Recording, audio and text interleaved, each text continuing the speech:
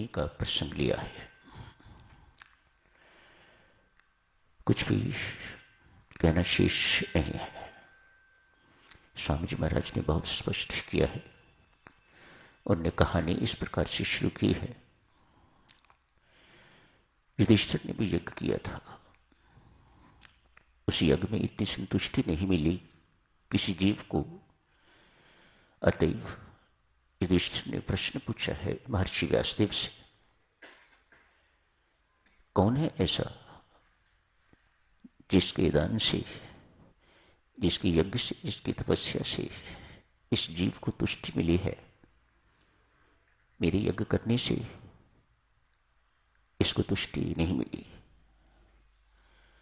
महर्षि व्यासदेव ये सारी कथा सुनाते हैं जो आज आपने पढ़ी है। किसी किसी स्थान पर देवियों सज्जनों पहले की बातें छोड़ते हैं। आगे क्या होता है इसके बाद। दुर्वासा ऋषि जो आया हुआ था, प्रसिद्ध है, कुप्रसिद्ध है शाप देने में। वे हर एक को क्रोधी ऋषि माना जाता है। दुर्वासा ऋषि हर एक को शाप ही देते हैं। आज जो कुछ मुद्गल मुनि ने किया है,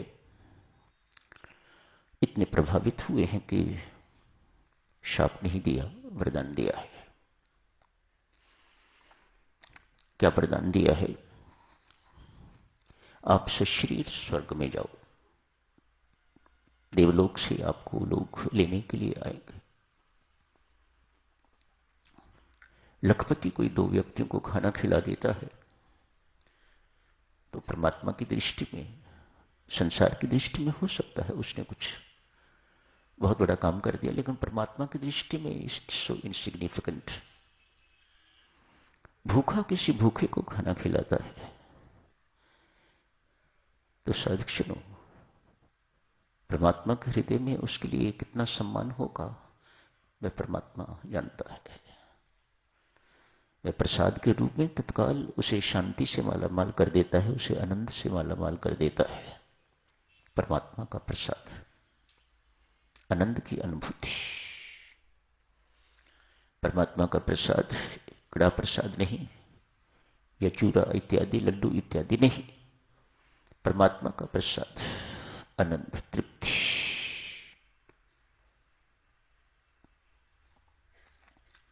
भगवान श्री गीता जी में अर्जुन को जो प्रसाद देते हैं वह प्रसाद कोई केला खाने को नहीं दिया। आपके प्रसाद से माधव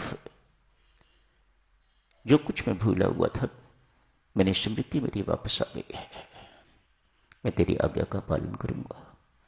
जो आनंद आपने मुझे दिया है, जो तृप्ति, जो संतुष्टि आप मुझे दी है, जो मेरी अज्ञानता का अंधकार आपने दूर किया है, ये परमात्मा का प्रसाद है।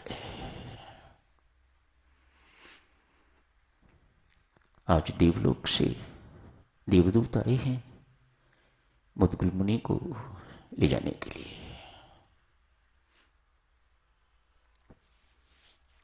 मुद्गल मुनि का दान मात्र दान नहीं, इसके पीछे जो उसकी तपस्या है उसका बहुत महत्व है। तो महत्व दान का नहीं रहता, महत्व उसके पीछे जो तप है, जो तपस्या है, उसका रहता है। स्वामी जी महाराज ने तो लिखा है, जंगल में जाके कंदमूल इत्यादि वो लेके आया करते, खाया करते, दान दिया करते। अतिथि के लिए एक भाग रखना तो नियम था उनका। उसमें से यज्ञ भी किया करते थे मुद्गल मुनि। जो कुछ मिलता था उसमें से यज्ञ भी किया करते थे और कहते थे, इतना महान तपस्वी, इतना महान दानी इंद्र साक्षात प्रकट हुआ करते थे। उसका दान लेने के लिए, अपना भाग लेने के लिए, देवता का भाग लेने के लिए साक्षात प्रकट हुआ करते थे। आज उनके पास देवदूत आए हैं। चलिए महाराज, आप सशरीर देवलोक में, इंद्रलोक में पधारिए। क्यों ले जा रहे हो मुझे? मुद्गल मुनि ने पूछा, आप अधिकारी हैं, ऐसा हमें आदेश मिला है, इस महात्मा को सशरीर देवलोक में ले आओ। तपोबल देखी, जाने से इनकार कर दिया। मेहरबानी करके मुझे वहां के गुण और दोष बताइएगा, तब मैं सोच विचार करूंगा मैं आपके साथ जाना चाहता हूं कि नहीं जाना चाहता।